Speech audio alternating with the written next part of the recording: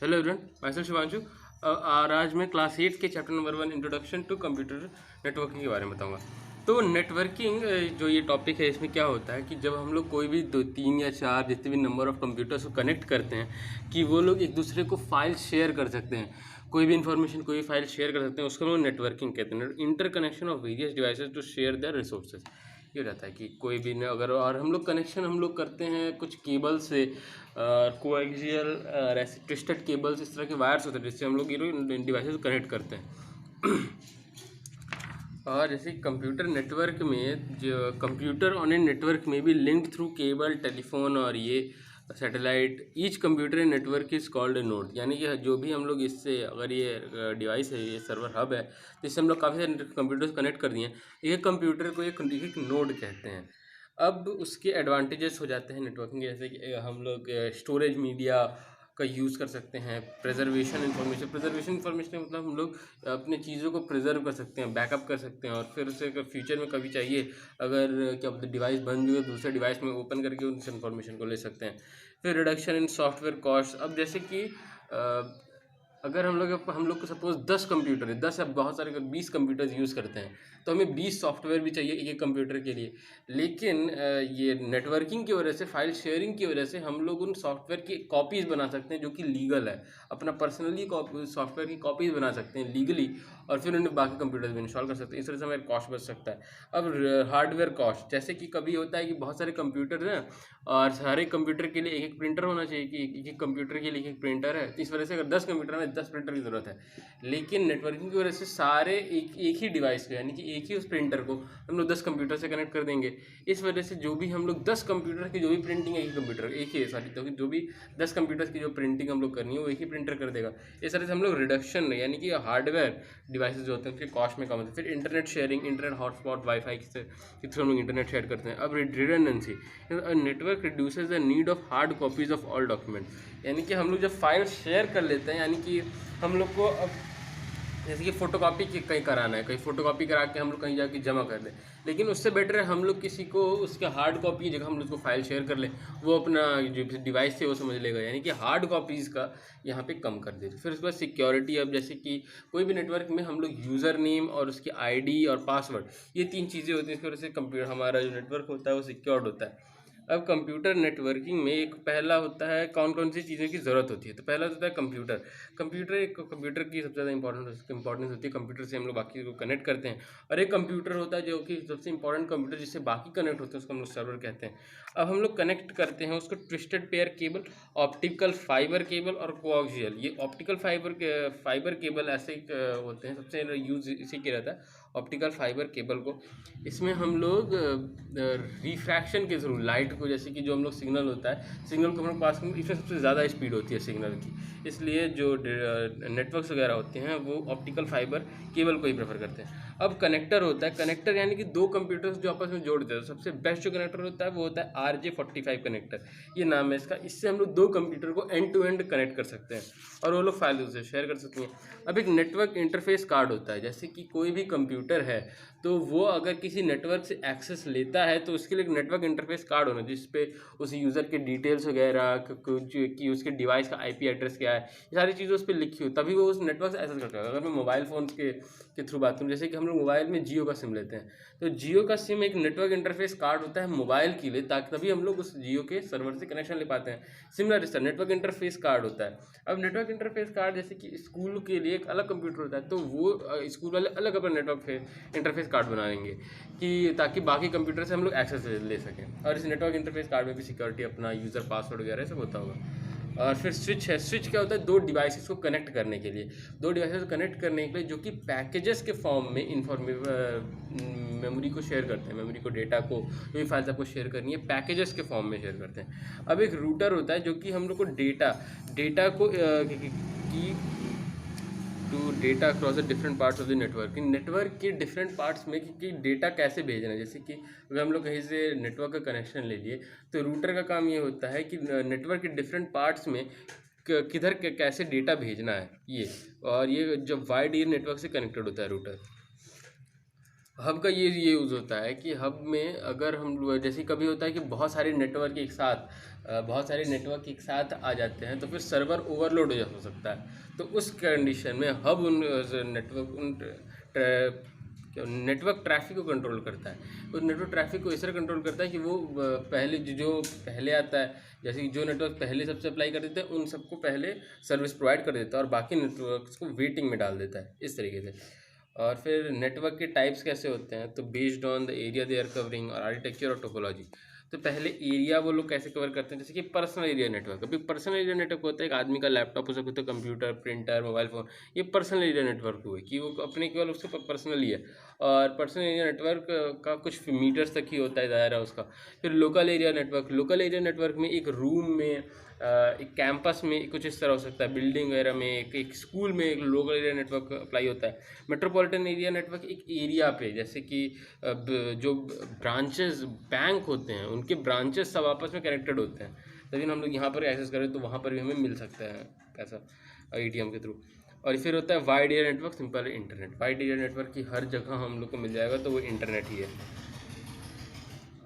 अब internet is considered the largest wide area network. अब उसके बाद जो लैन वैन के ये इसमें बीच में कंपैरिजन है, तो फिर नेटवर्क साइज़ कैसा होता है, और स्मॉल होता है, लार्ज होता है, कॉस्ट, लो, हाई, ये सब चीज़ें। फिर इंटरनेट और इंटरनेट क्या होता है, इंटरनेट होता है कि हम लोग को किसी भी यूज़र को मिल सकता है इंटरनेट, लेकिन ये हो जाता है हम लोग इंटरनेट हम लोग डेली लाइफ यूज़ करते हैं। जो क्या इंटरनेट की हम लोग डेली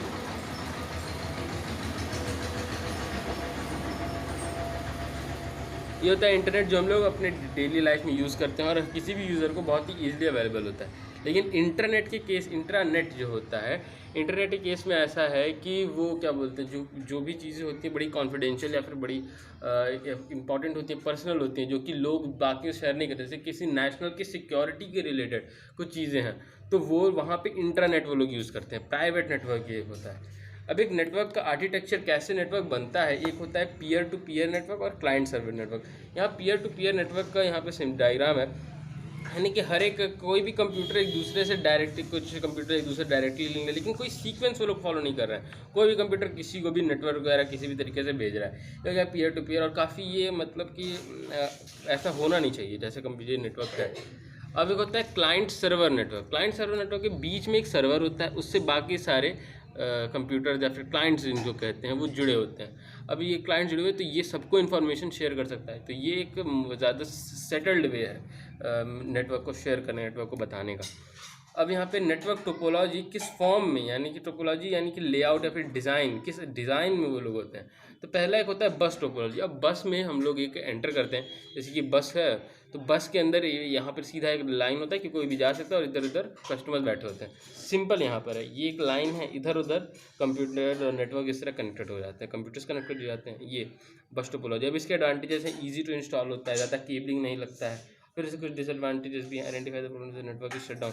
तो अब अगर कोई नेटवर्क शट डाउन हो गया तो इसमें प्रॉब्लम आइडेंटिफाई करना बहुत डिफिकल्ट होता है कि केबलिंग में कि कहाँ प्रॉब्लम है, ये थोड़ा टफ होता है इसमें।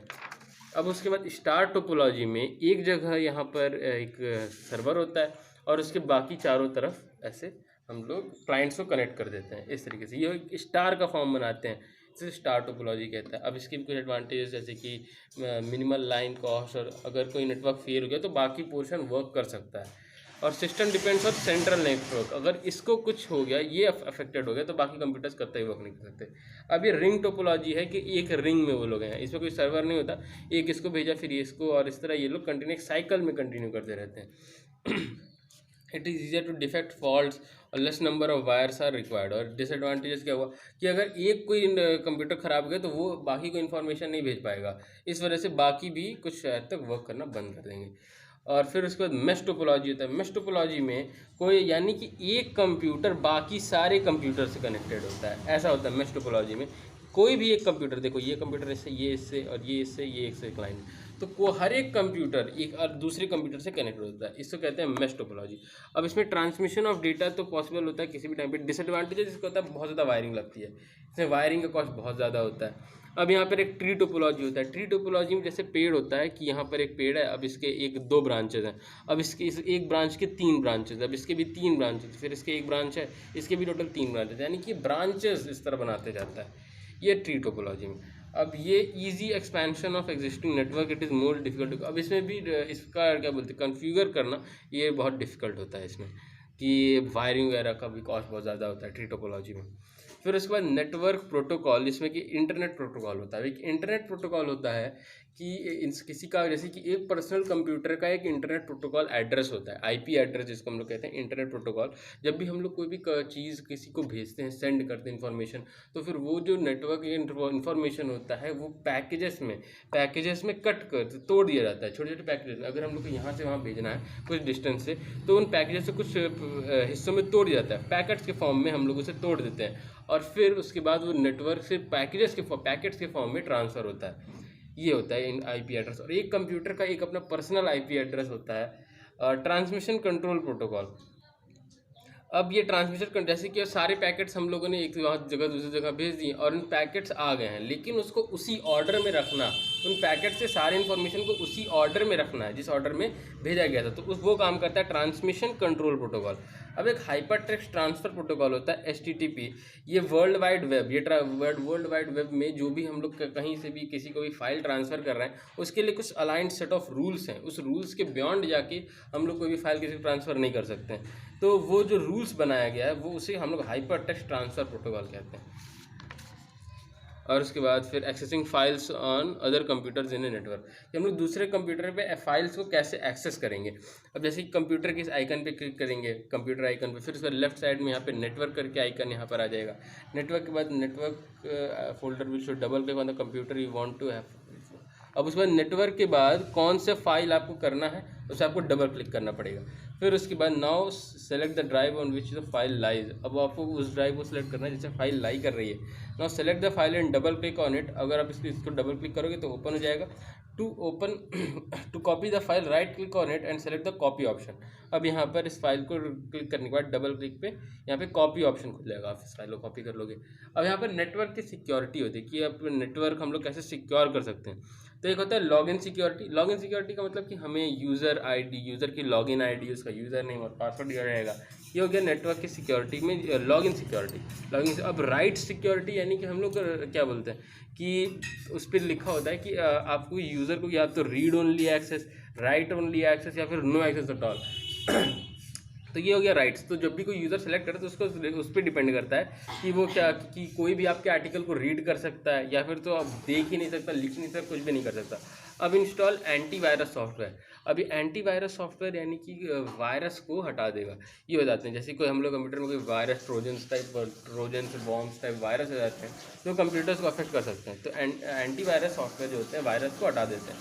अब एक फायरवॉल होता है। अब कोई भी इंफॉर्मेशन इस इधर से उधर भेज जाने के लिए एक वॉल बना दिया जाता है बीच में, ताकि उस वॉल से कोई भी चीज़ अगर पास होती है तो कुछ सेट ऑफ रूल्स होते हैं, उसी रूल्स को फॉलो करके ही वो इधर से उधर ट्रांसफ़र कर सकते हैं, वरना नहीं कर सकते ये।